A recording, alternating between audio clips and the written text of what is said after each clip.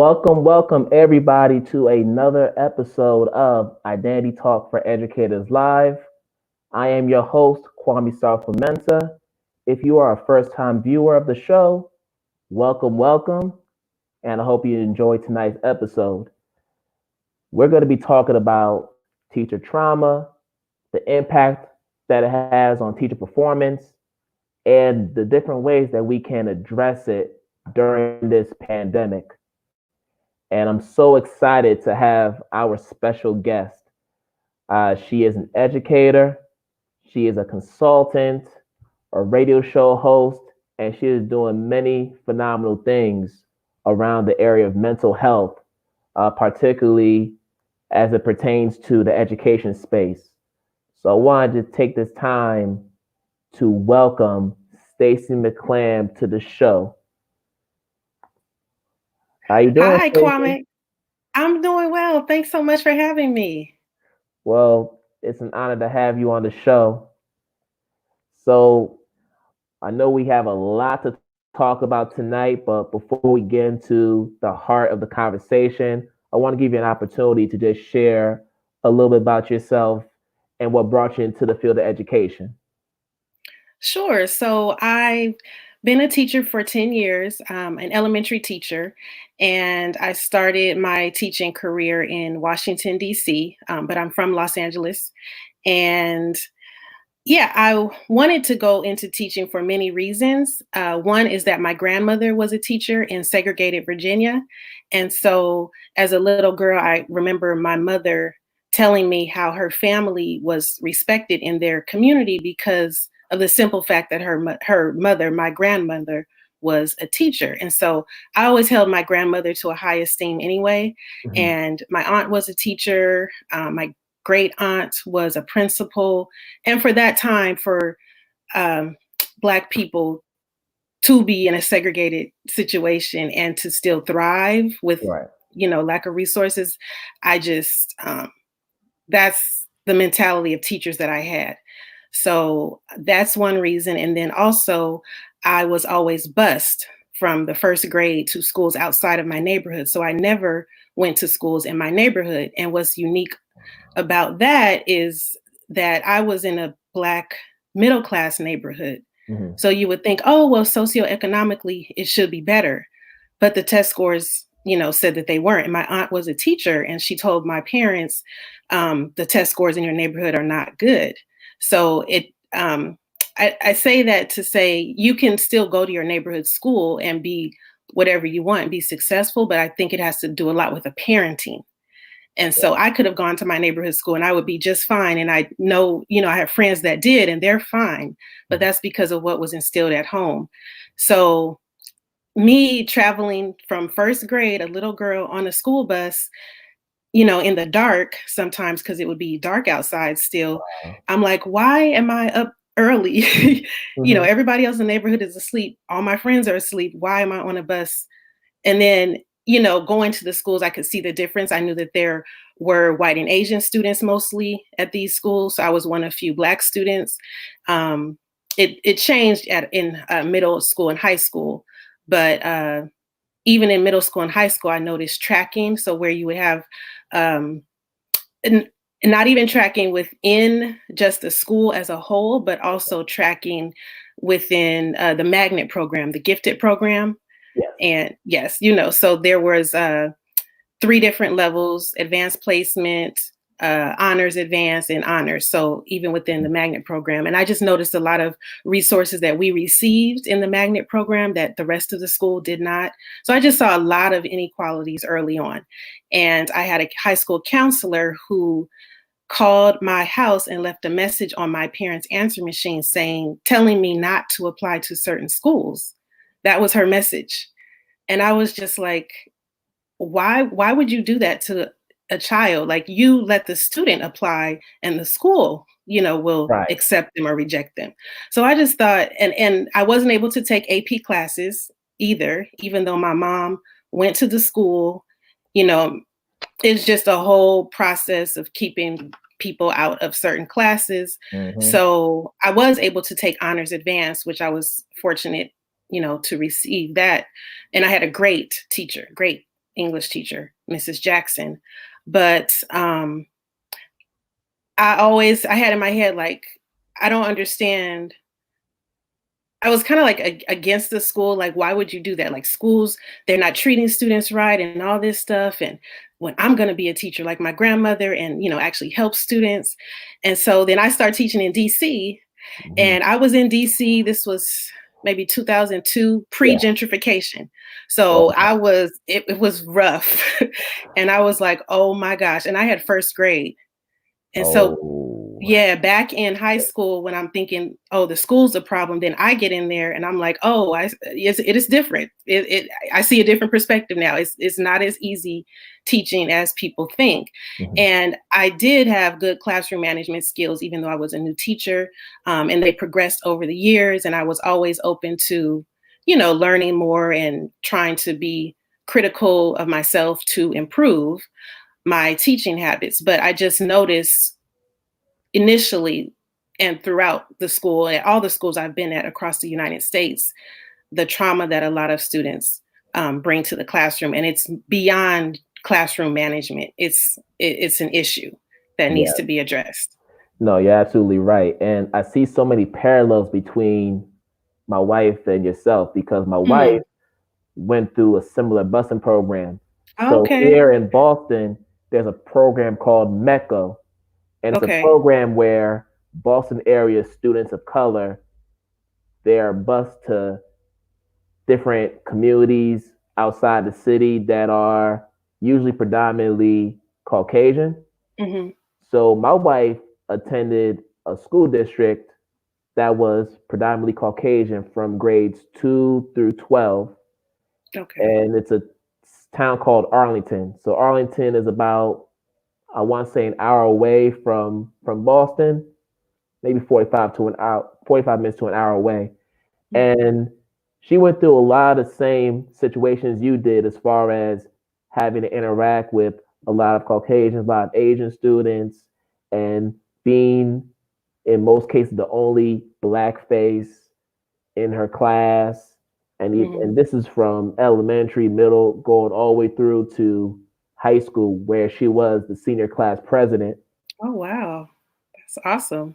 So now she's the one that's responsible for making sure that the 15, 20, 25-year reunion parties are done. So that's like her main responsibility. Wow.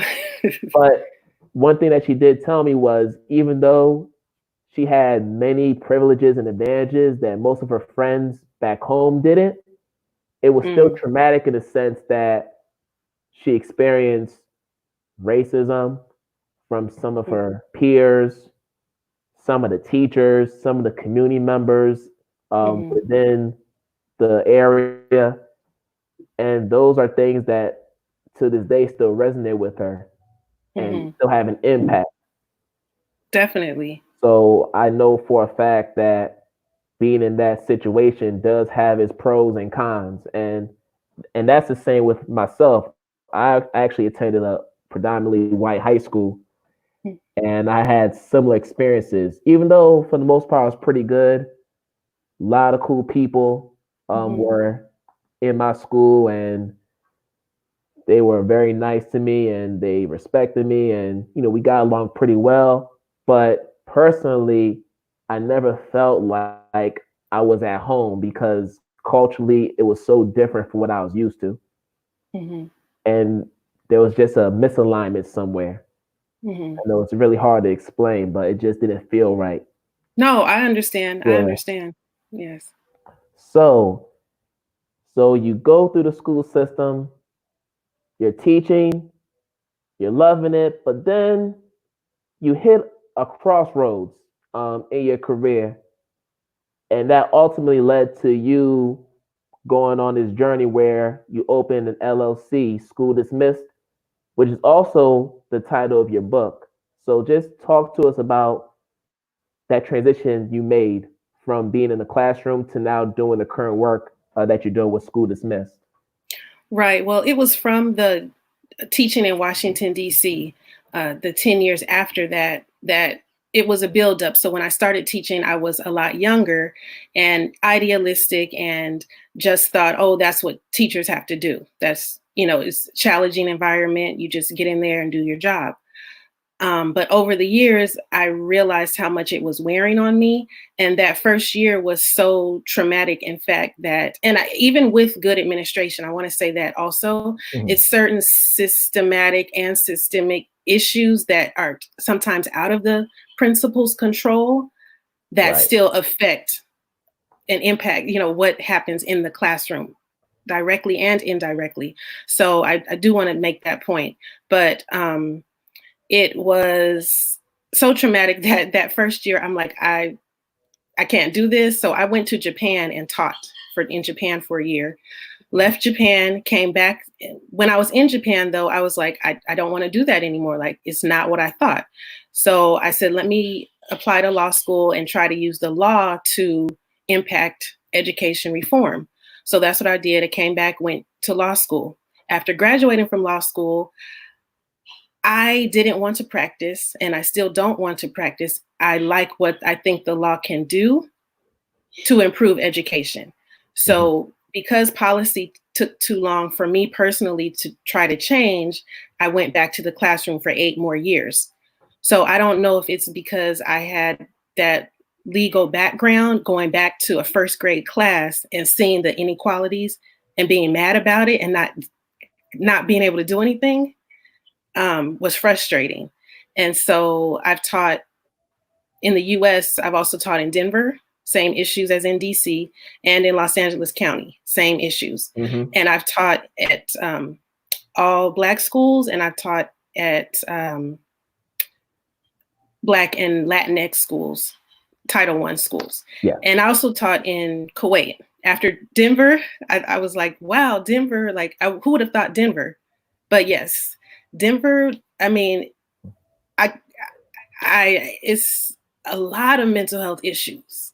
And you would not look at Denver as a city because Denver does not have, a stereotypical like hood or a ghetto.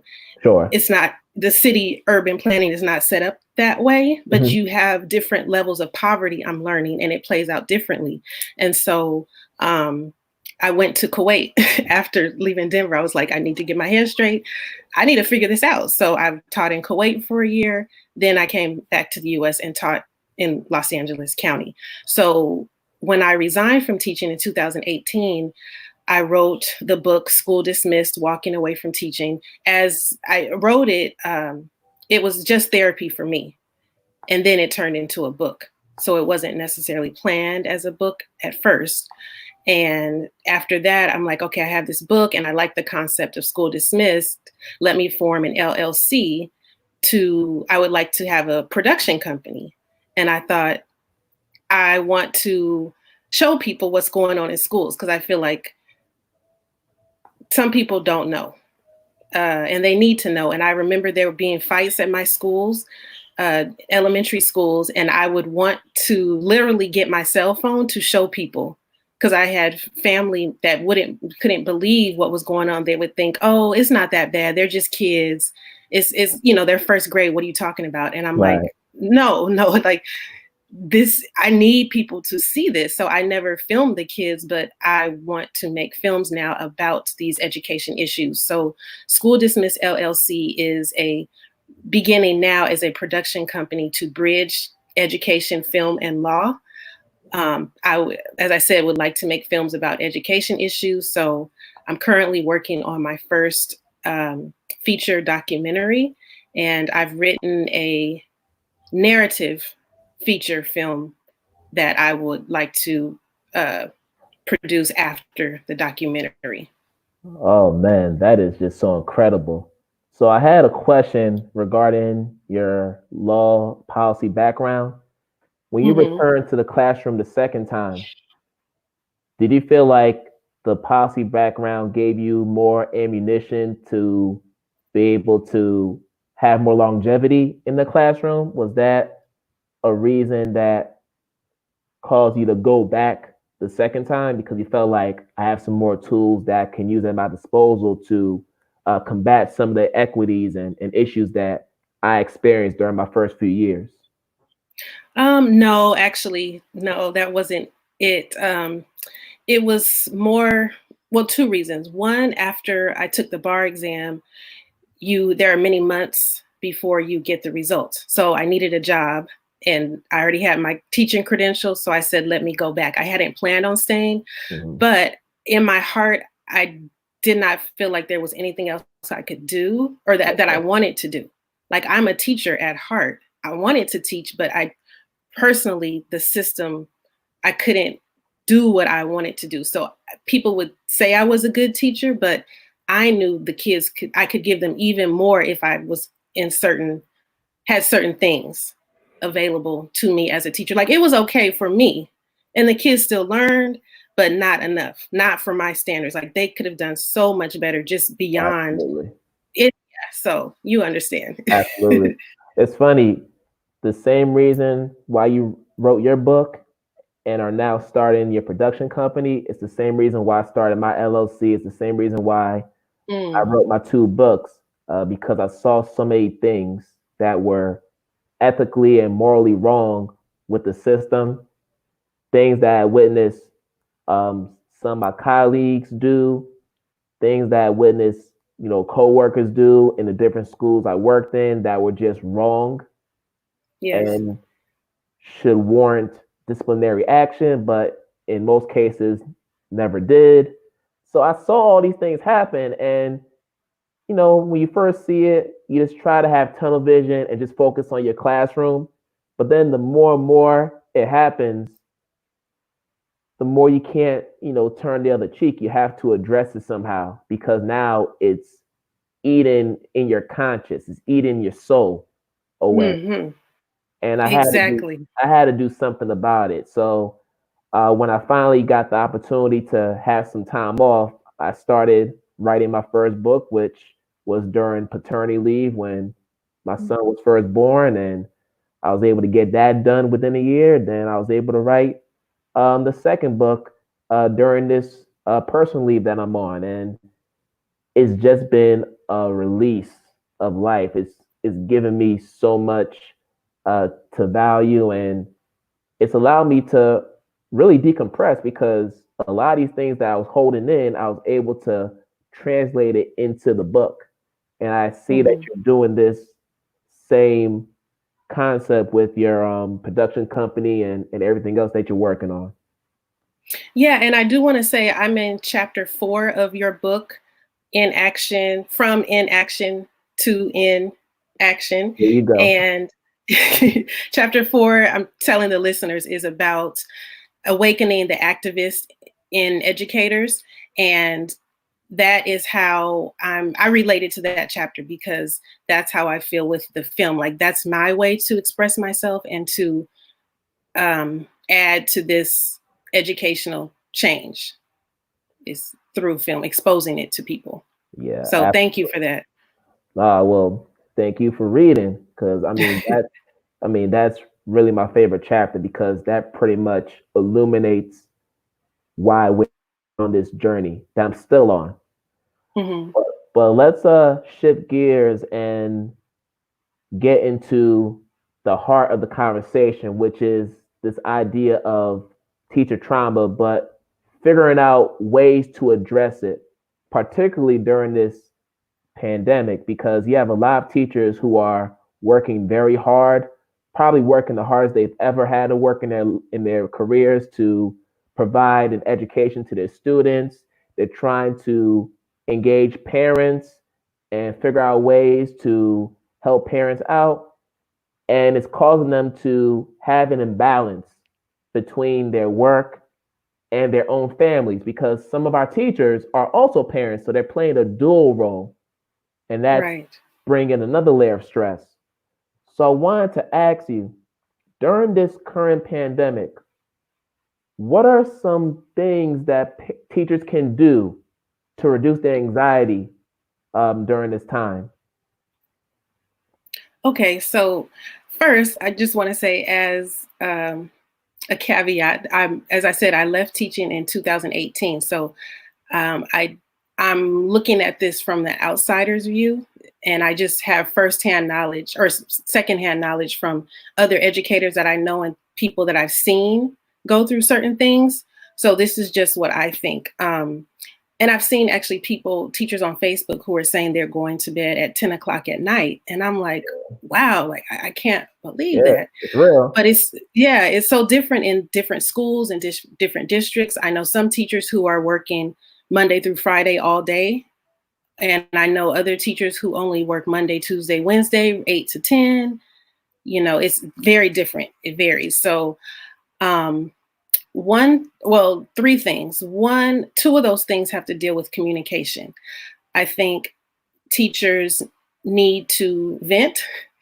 And I would say venting, it doesn't have to be to a colleague, but even a therapist. Mm-hmm. I started going to a therapist after I left teaching. I was diagnosed with PTSD. And so I think teachers now, there are a lot of organizations that are offering free services. So whether you have an issue or not, I just think it's a healthy mental health thing to do, to have a therapist in your pocket as part of a life routine. So I think that's helpful, venting to somebody. And I say a therapist and not even a friend necessarily, because you need a neutral person. And as a teacher, some people in your household, because they're not teachers, it's not that they're not trying to understand what you're going through, but sometimes people don't understand exactly what a teacher goes through. So it's helpful to have, a professional. So venting. And then the other communication piece is, I don't want teachers to be afraid to speak up to administrators, because ideally what I would like is for administrators to ask teachers, how can I help you? How can I best serve you? What do you need?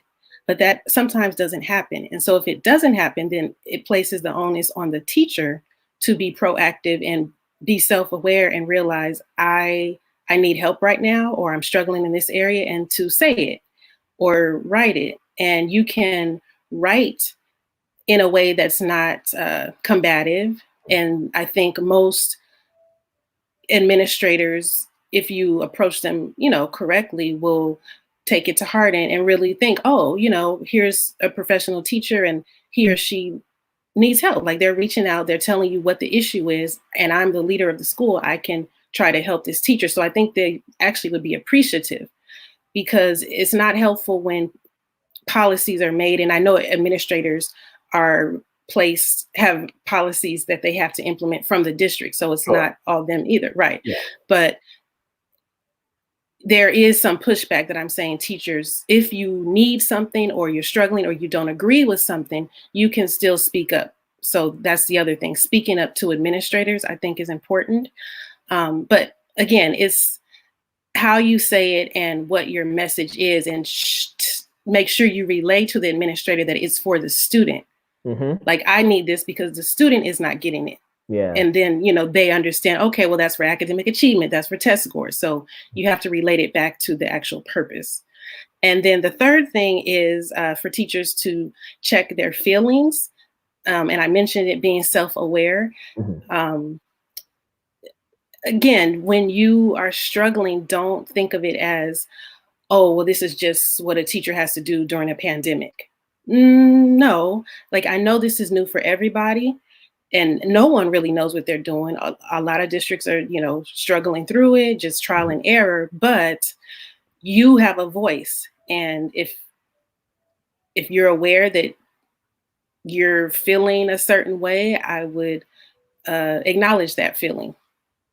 Oh, for sure.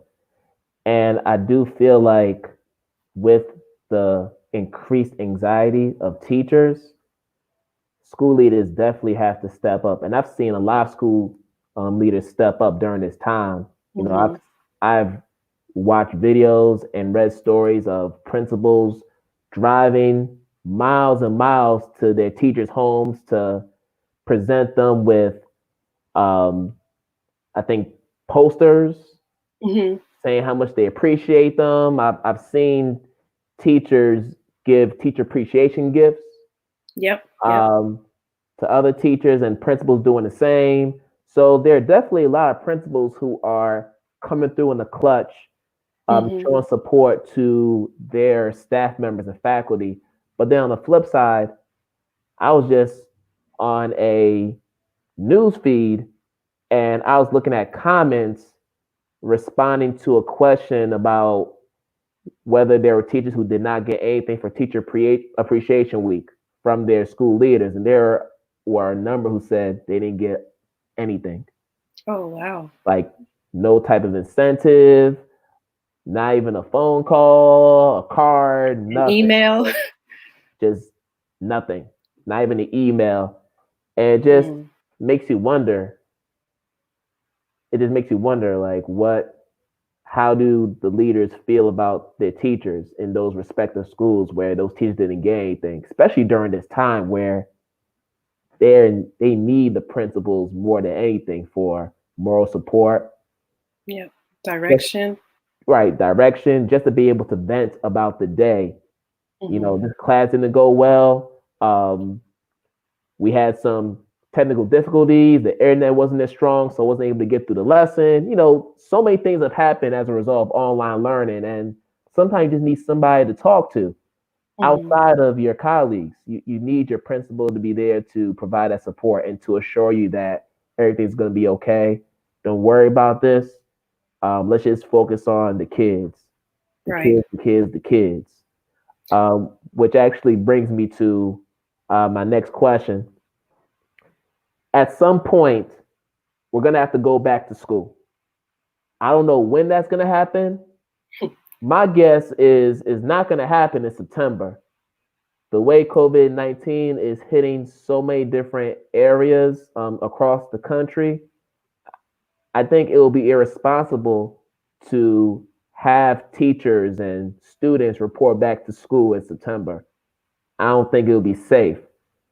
But let's assume that they do. My question is, what are some measures that school leaders and even teachers should take in order to support the students when they do come back? Definitely, number one, social emotional learning should be the focus.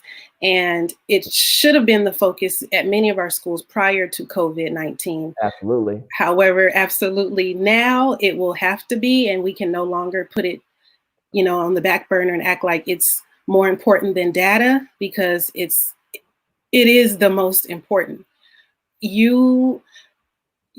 Students can't learn if it's not going to work if you don't have that social emotional piece.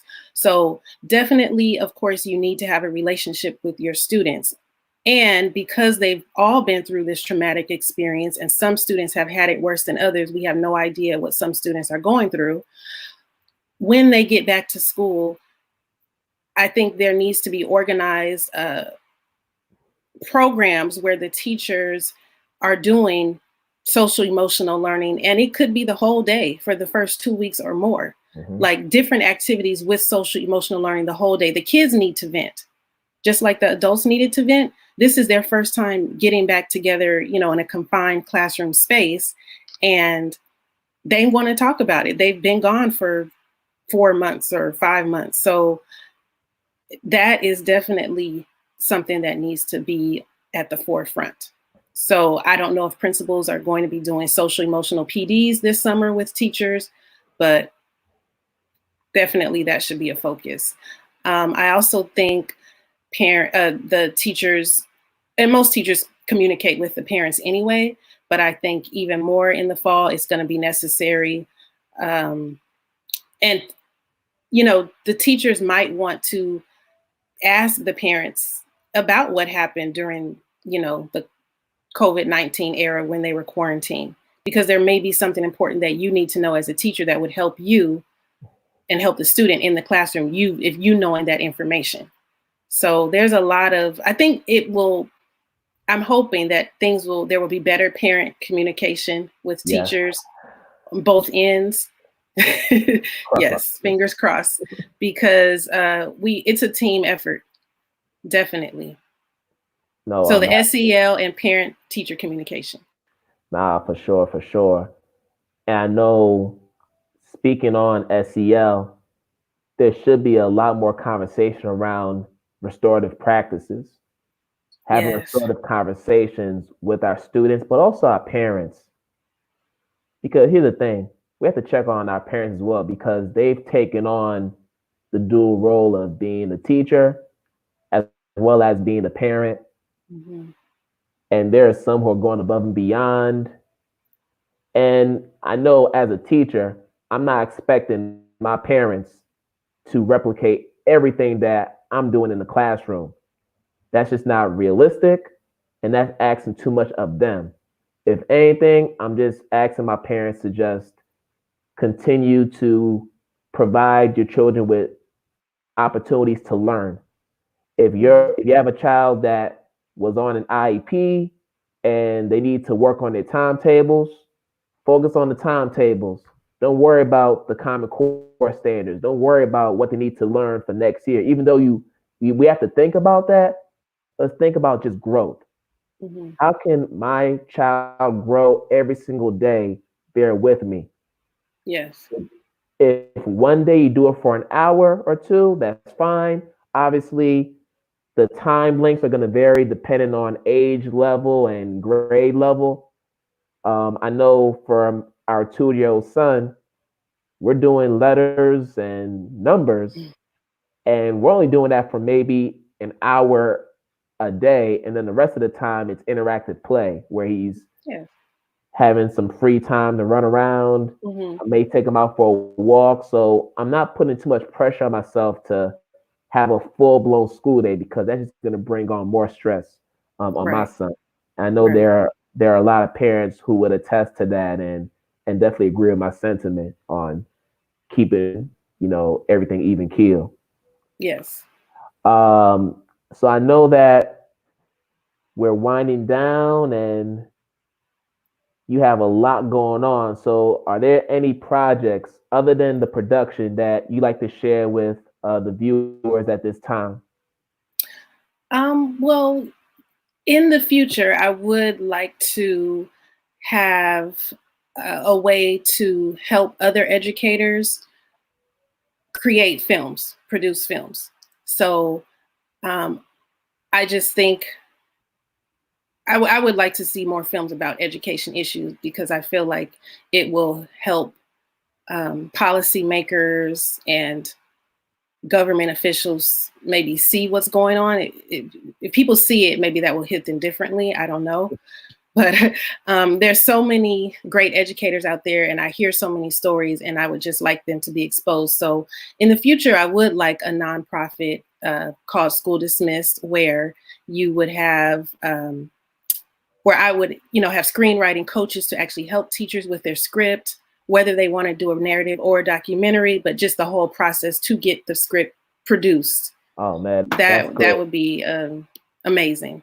I can't wait for the documentary to come out. I'm so excited about it. And oh, our friend Anlita actually has a question for us Hey, Anita. regarding COVID-19. If you all don't know Anlita Buchanan, she is a phenomenal educator, phenomenal self-care specialist coming out of Yes. the greater Chicago area, and she has a wealth of knowledge as it pertains to mental health of teachers Mm-hmm. and how to reduce stress. So if you haven't checked her out, please make sure you do so. Wrapped in education. So I want to put that plug in there for her. But here's her question. Do you think there will be a decline in enrollment overall in schools, even after COVID-19? So, do you see less kids going to school and transition to a homeschool model, or it'll just be business as usual? What are your thoughts? Um, well, hi, I'm Lita. I love her work and I appreciate her transparency about teacher mental health because we need to take care of the teachers because teachers take care of kids. Yeah. So thank you. But I think, I don't know, it's an interesting question because I've seen both where I know some parents want their kid to be back in school, but as she's saying, I do know some parents do prefer it and they say that their child is actually learning more in this short time. like, for example, I know a parent who has younger kids, and she says their reading has grown so much more with this individual time with their child. So I don't know. It will be interesting to see. I want to say no. I do know some parents will, of course, start homeschooling, but I think the majority still like the ability to send your kid somewhere during the day just for that distance separation and, you know, the social aspect of school. So Absolutely. I don't really think so, but we'll see. Yeah. What do you think? Because I know there have been conversations about this issue. I know for a fact that there are parents who are in the process of withdrawing their children from their school districts and taking on the role of homeschool teacher because they just don't see what the future is going to be like for school districts in the aftermath of COVID-19. And also, a lot of the inequities that we are aware of as teachers are now starting to come to surface for parents and community members. And now that they've seen what's really going on behind the scenes, they're starting to take their children out and just take matters into their own hands. So I'm seeing a lot of that happening as well. Mm-hmm. So I do believe that there might be a decrease in enrollment for sure. Hmm. And that's going to affect the budget and teachers. Mm-hmm. You know, they might have to, cut some Yeah. teachers, and it's going to affect a lot of things. I mean, that's always the bottom line. The money is always going Right. to come down to that. Oh, but wow, just such a phenomenal conversation. It's Um, over already? yeah, I know. I feel like we're just getting started. But Stacie, thank you so much for being on the show. And I'm gonna go ahead and share your website so that people can see that. But Okay. while I do that, can you just share with the viewers how they can connect with you on social media so they can support the great work you're doing? Sure. I'm on all social media platforms at Stacie McClam. That's STACIEMCCLAM. That's Facebook, Twitter, Instagram, and LinkedIn. Thank you so much for having me. I Yeah. enjoyed it. Well, thank you for being a part of the show. And people, it is Teacher Appreciation Week. So please show your appreciation and show support to Stacie and visit her website, School Dismiss LLC. And you can get a lot of information about the work she's doing, the documentaries. She also has a radio show, which we didn't even talk about, Teacher Talks, which happens. When does it happen, Stacie? What days? It's usually every other Monday, but this month we're doing it every Monday. Okay. And how can people tune into that? From any of my social media platforms, you'll see the link, or my website also has it. All right. Awesome. Awesome. Well, Stacie, thank you again for being a part of the show. And I know we're going to be crossing paths again virtually or hopefully in person very soon. Mm-hmm. Well, thank you so much, Kwame. I appreciate this platform. Keep doing what you're doing for educators. It really helps. Thank you so much. All right. Thank you. Have a good day. All right. Thanks. You too. So, people, there you have it. We've just completed another episode of Identity Talk for Educators Live. But before we sign off, I do want to share a few announcements. So, the first thing is for people who need some books to read, you need to add to your library list. Well, Identity Talk Consulting LLC is doing a quarantine sale. Currently, we have Shaping the Teacher Identity and From Inaction to Inaction, Creating a New Normal for Urban Educators. Both of my books are currently on sale. You can get both of them for $25. Or if you want to just get one of the books, you can pay $20 and pretty much we accept Cash App, Venmo, PayPal, all other forms of payment. And if you want to be a guest on the show, feel free to email me at identitytalkforeducators@gmail.com. Now, when we look for educators, I'm not just looking for the traditional educator in the classroom. We're talking about community activists. We're talking about parents. We're talking about child advocates. Anybody who is doing something positive in the community to transform the lives of young people, as well as the community members themselves. So if you're someone that fits that mold and you're an unsung hero in your community, I want to have a conversation with you. I want you to have this platform so people can see the work you're doing in your community. So just email me at Kwame at identitytalkforeducators@gmail.com. You could also visit the website, identitytalkforeducators.com, and follow me on all social media platforms. So I believe that's all we have for today. So until Monday, I'm going to say good morning, good afternoon, good night, wherever you are in the world. We're going to do this again another time. All right. Peace out, everybody.